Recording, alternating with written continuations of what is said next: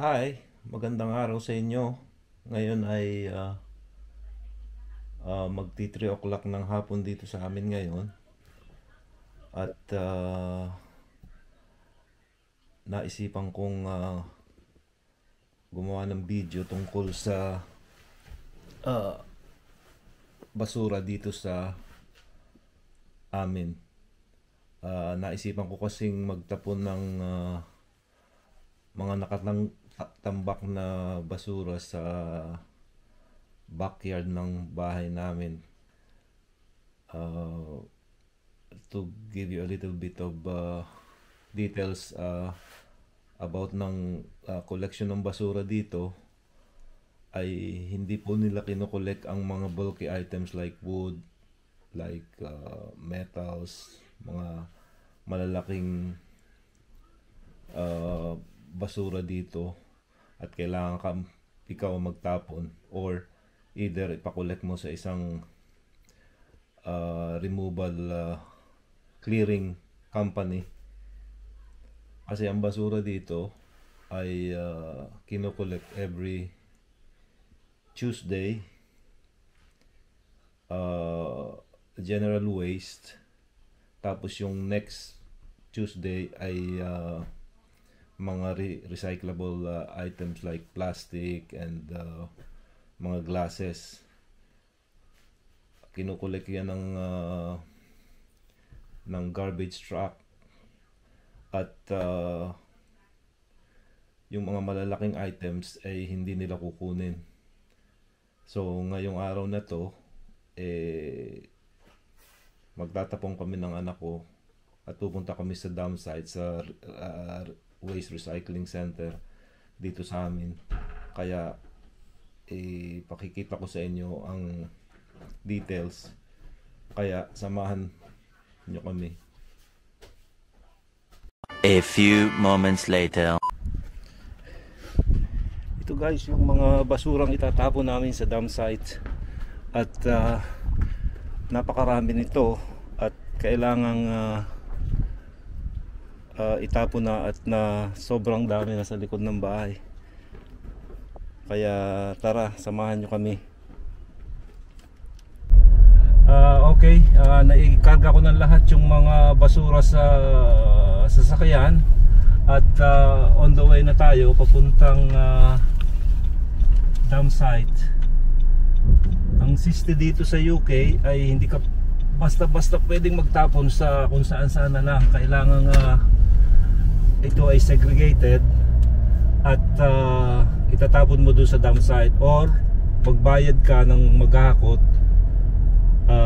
ng basura. Marami naman kasi ditong removal clearing company na pwedeng maghakot, pero kaysa magbayad, mabuti pang ako na lang, wala naman akong ginagawa at pa ko ngayon, at napakaganda naman ng panahon. At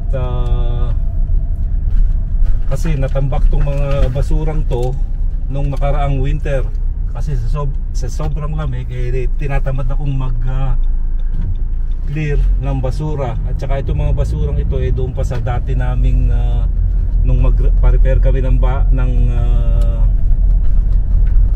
kwarto, nung mag-wall paper kami at saka mag-paint, at saka yung iba ay tinanggal naming mga lumang cabinet, ngayon ko pa lamang itatapon. Kaya tara na, samahan nyo ako doon, at malapit lang ito sa amin. We're here. This is the place. This is the way.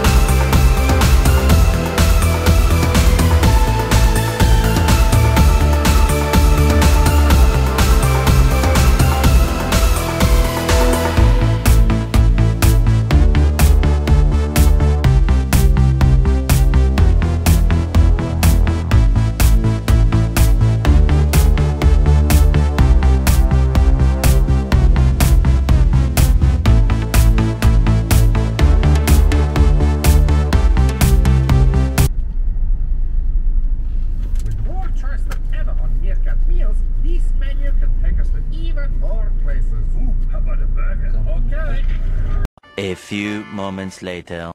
Just parking the car, and then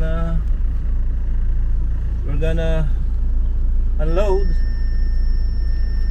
Okay, my son is gonna take over the camera, so he's gonna explain, paliliwanag niya lahat sa inyo ang buong detalye dito sa dam site na ito, at maglalagay muna ako ng mast. Okay.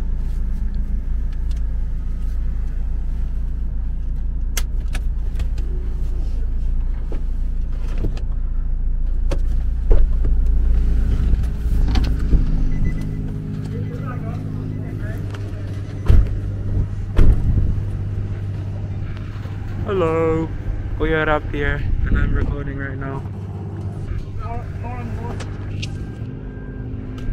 Carbo's number 10. Yeah. Rimback's general.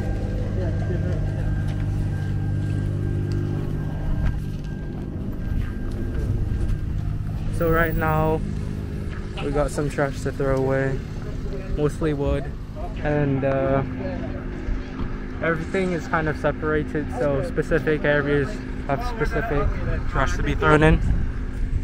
So we only have wood right now.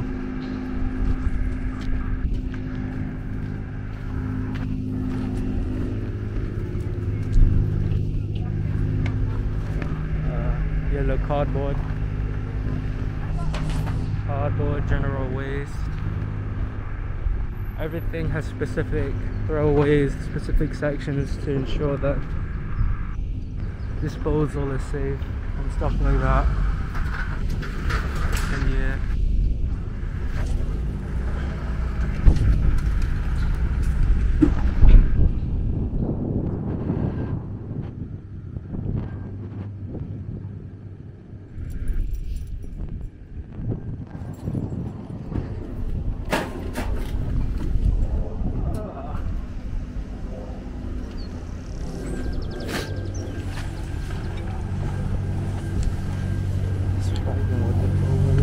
General waste, garden waste. Surprised we didn't take the waste we did. We also did the front garden, you know, trimmed it a bit. Should have thrown away our waste right there.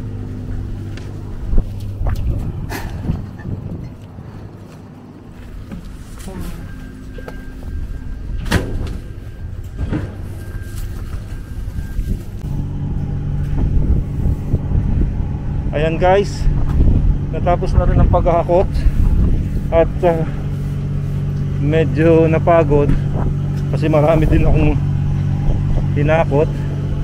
So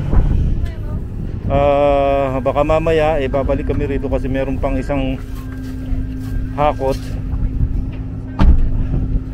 And ito guys ang aming dam site dito.